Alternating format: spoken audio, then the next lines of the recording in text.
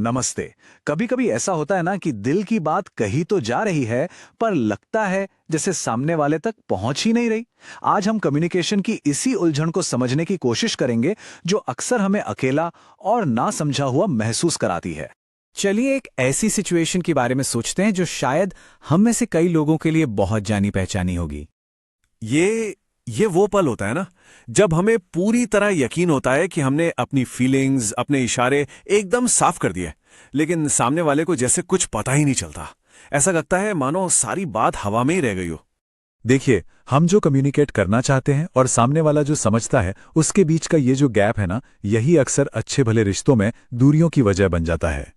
और मजे की बात यह है कि इस कम्युनिकेशन गैप के पीछे एक बाकायदा मनोवैज्ञानिक वजह है।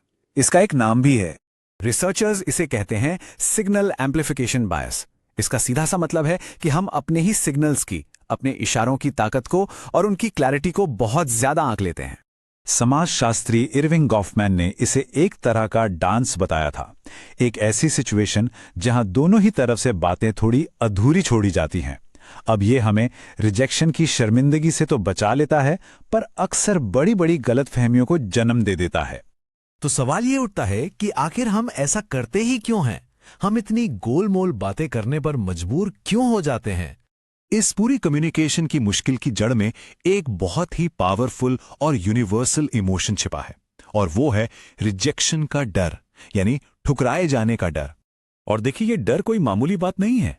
एक रिसर्च बताती है कि इस डर की वजह से करीब 75% लोगों ने कभी ना कभी किसी रिश्ते को आगे बढ़ाने से अपने कदम पीछे खींच लिए हैं। साइकोलॉजिस्ट्स का मानना है कि ये डर हमारी सोच को थोड़ा गड़बड़ कर देता है। हम ये मानकर बैठ जाते हैं कि सामने वाला हमारे मन की घबराहट को देख सकता है, उसे समझ सकता है, और इसीलिए हमारा छोटा सा इशारा भी उसे एक बहुत बड़ा कदम लगेगा, जबकि असल में ऐसा कुछ नहीं होता। असल में ये डर हमें टाल मटोल की तरफ ले जाता है, जिससे हमें थोड़ी देर के लिए तो राहत मिल जाती है, लेकिन हम कभी यह सीख ही नहीं पाते कि उस सिचुएशन को हैंडल कैसे करना है। ये जो डर, गोलमोल बातें और टाल मटोल का एक साइकिल बन जाता है ना, इसका हमारी असल जिंदगी और हमारे रिश्तों पर बहुत गहरा असर पड़ता है।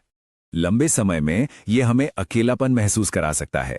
ये आज के जमाने के फ्रेंडशिप रीसेट ट्रेंड को भी बढ़ावा देता है, जहां लोग इमोशनल बर्नआउट के कारण दोस्ती तोड़ देते हैं, और हम कई अच्छे रिश्तों को शुरू होने से पहले ही खत्म कर बैठते हैं। और जो रिश्ते पहले से बने हुए हैं, उनमें भी मुश्किल बातचीत से बचने की ये आदत नाराजगी, इमोशनल दूरी और बार बार होने वाले झगड़ों का एक जहरीला साइकिल बना सकती है। तो फिर इस साइकिल को तोड़ा कैसे जाए? हम ये कैसे सीख सकते हैं कि जो हम अंदर महसूस करते हैं उसे साफ साफ बाहर भी कह पाएं? मुश्किल बातचीत के लिए एक बहुत ही असरदार टूल है मैं से शुरू होने वाले वाक्य या आई स्टेटमेंट्स। ये सामने वाले को डिफेंसिव होने से रोकते हैं। इसका फॉर्मूला बहुत आसान है। सबसे पहले अपनी फीलिंग बताइए और फिर उसे एक स्पेसिफिक एक्शन से जोड़ दीजिए। जैसे, मुझे एक एक्स्ट्रा बोझ महसूस हुआ जब कचरा बाहर नहीं फेंका गया था। अच्छा, आई स्टेटमेंट्स के अलावा एक छोटी सी चेकलिस्ट भी बहुत काम आ सकती है। पहला, तैयारी करें। दूसरा, खुले दिमाग से बात में जाएं। तीसरा, ध्यान से सुनें और फिर जवाब दें। चौथा, अगर बात बिगड़ रही हो तो ब्रेक लेने से ना हिचकिचाएं। और पांचवां, ये स्वीकार करें कि जरूरी नहीं कि हर बात पर पूरी सहमति बन ही जाए। तो सबसे जरूरी बात यह है कि गोलमोल बातों से निकलकर साफ कम्युनिकेशन की तरफ बढ़ने का सफर बस एक बातचीत से शुरू होता है।